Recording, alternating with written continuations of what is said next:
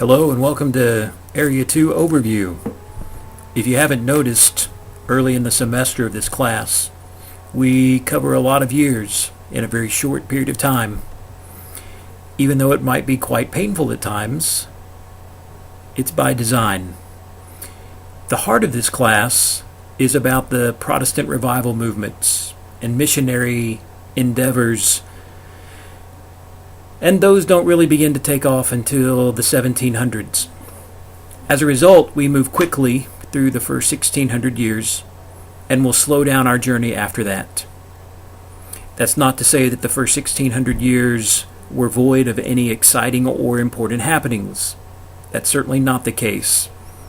As we saw in Area 1, where the early church grew and spread despite great odds, and here in Area 2, we're going to examine how the church continued its geographical spread throughout the Middle Ages in spite of a completely different set of challenges. To help set the stage for this time period, there are a couple of overarching realities to be mindful of as you traipse through this 1,000-year stretch. First, for all intents and purposes, we need to recognize that by the 400s, the Roman Empire has been divided between an Eastern Empire headquartered in Constantinople and a Western Empire whose seat of power lay in Rome.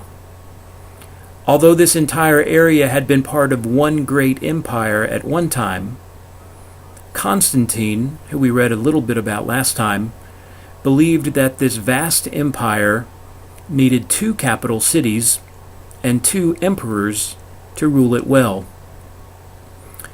When the western part of the empire came under attack and was eventually overrun by a variety of tribal groups called Goths and Visigoths and Franks, the eastern part of the empire remained untouched and began to chart a different course.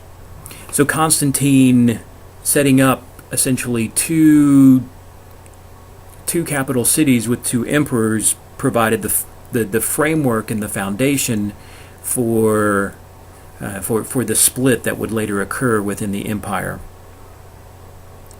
So the Western Empire, although technically not much of an empire after 500, gradually came to recognize the supremacy of the Bishop of Rome, and he became known as the Pope. Their language was Latin, and their church became known as the Roman Catholic Church. In the eastern part of the empire, they did not recognize the authority of the Pope, but believed that all bishops had equal authority. They spoke Greek as their language, and they came to call their church the Orthodox Church. And as you will read, both churches sent missionaries throughout Europe, and because of the distrust that existed between the two churches, and they spoke two different languages and had gradually grown apart over the years, the missionaries often competed with one another for converts. A second point to recognize is this. Regardless of your thoughts or feelings about the Roman Catholic Church, it was all there was in Western Europe during the Middle Ages. The Protestant Reformation had not yet happened. Now, by 21st century standards, did the Catholic Church do everything well during this time period? Of course not. There are stories of mass conversions and forced conversions where there is little doubt that the people who were baptized had no idea to what or to whom they were converting. The church and its leadership became a major political player, often blurring the lines between the kingdom of God and worldly kingdom. Most priests were uneducated and did a poor job of teaching their congregations. There are lots of negatives that we could point to about the church during this time period. And yet, we can't be too quick to throw the Catholic Church under the bus because they don't meet our Protestant theological perspective or our more modern worldview. The Middle Ages was a time that said the more powerful kingdom asserted its authority and its religion over a less powerful kingdom, and so forced conversions were not uncommon. No one had yet considered the possibility that maybe the church and state ought to be separate entities. To their benefit, we can say this about the Catholic Church.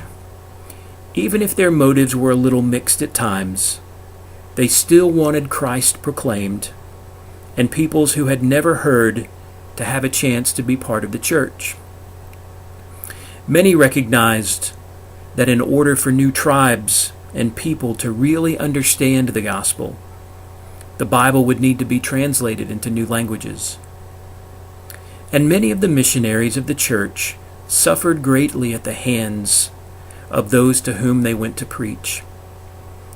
There was still sacrifice required, and sometimes martyrdom was still endured in order for the church to grow and expand its reach and influence.